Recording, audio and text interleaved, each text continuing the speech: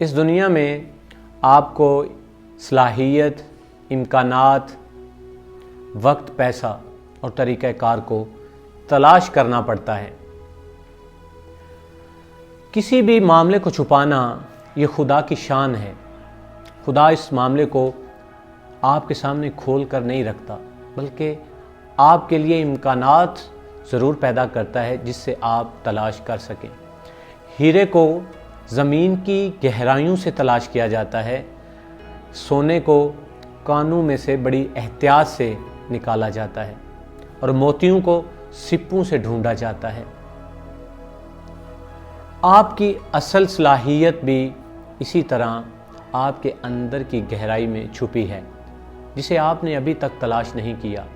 آپ کی زندگی کی گہرائی میں بہت سے امکانات ہیں جو دریافت ہونے کا انتظار کرتے ہیں۔ کسی معاملے کو چھپانا یہ خدا کی شان ہے، اور جب کسی معاملے کو آپ بہت ساری محنت کے بعد، بہت سارا وقت لگانے کے بعد تلاش کرتے ہیں تو پھر اس کا مزہ، پھر اس کی لذت اور اس کی خوشی بہت بڑھ جاتی ہے۔ اور یہ دنیا کا دستور ہے کہ مشکل سے ملنے والی چیز کی خوشی انتہائی زیادہ ہوتی ہے، اور آسانی سے ملنے والی چیز کی خوشی بہت کم ہوتی ہے۔ اور آپ کے اندر کی گہرائی میں تیزی سے جانے والی کوئی گاڑی ہے تو وہ ہے مشکل وقت کی گاڑی۔ جب آپ اس پہ سوار ہوتے ہیں نا تو یقیناً آپ کو بہت تکلیف ہوتی ہے، آپ بہت تنگ ہوتے ہیں، آپ کو بہت ساری تکلیف پہنچتی ہے، لیکن آپ اس گہرائی کے بہت قریب چلے جاتے ہیں۔ ایک رومن کہاوت ہے، میں ضرور سنانا چاہوں گا۔ اگر آپ کی منزل کی طرف کوئی رستہ نہیں جاتا، بڑے دھیان سے سنیے گا میری بات، اگر آپ کی منزل کی طرف کوئی رستہ نہیں جاتا تو اس سے واپس مت لوٹیے گا، بلکہ اس منزل تک جانے کے لیے نیا رستہ تعمیر کر لیجئے گا جو آپ کو اپنی منزل تک لے جائے گا۔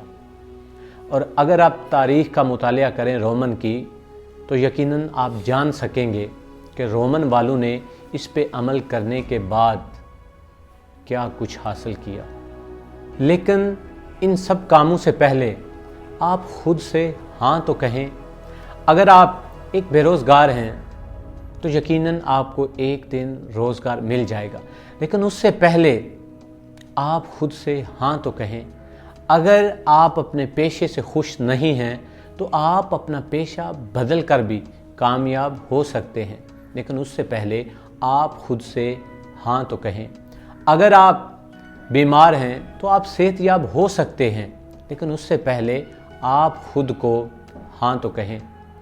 کامیابی کا حق جتنا کامیاب لوگوں کو ہے، اتنا ہی حق آپ کو بھی ہے، لیکن اس سے پہلے آپ خود سے ہاں تو کہیں۔ ہر انسان خدا سے تحفہ لے کر پیدا ہوتا ہے، صلاحیت لے کر پیدا ہوتا ہے، اور سیڑھی سے اوپر لوگ اس لیے نہیں کہ خدا ان کا ساتھ زیادہ دیتا ہے اور آپ کا کم، بلکہ خدا سیڑھی سے اوپر لوگوں کا بھی اتنا ہی ساتھ دیتا ہے جتنا کہ آپ کا۔ اور اگر آپ یہ بات نہیں مانتے تو یہ آپ کا مسئلہ ہے، جو کہ مسئلہ ہی رہے گا۔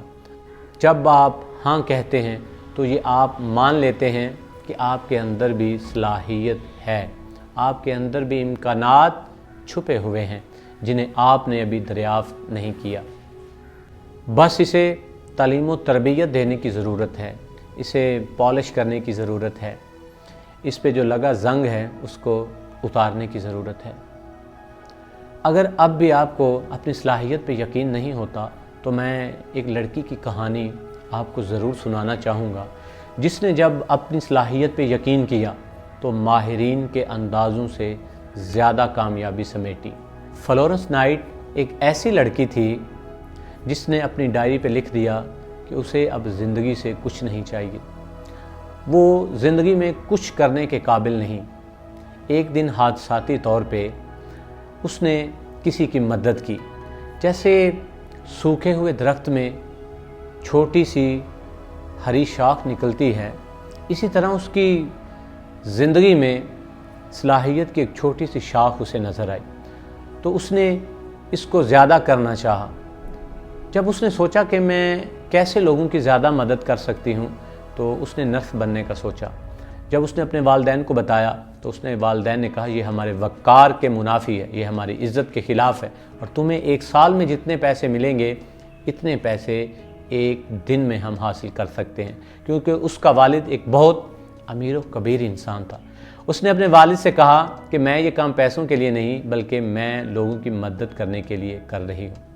तो उसकी वालिदा ने उसके वालिद से कहा कि हम 2 बतखें हैं और हमने एक जंगली हंस को जन्म दिया है। और बाद में तहरीर लिखने वाले ने जब तहरीर लिखी तो उसने कहा कि उसकी वालिदा गलत थी, क्योंकि उन्होंने एक जंगली हंस को नहीं बल्कि एक उकाब को जन्म दिया है, जो क्रीमिया की जंग में चली गई और एक नर्स के तौर पे काम करती रही। कटे हुए बाजू, कटी हुई टांगों और खून से लथपथ लाशों के दरमियान काम करती रही।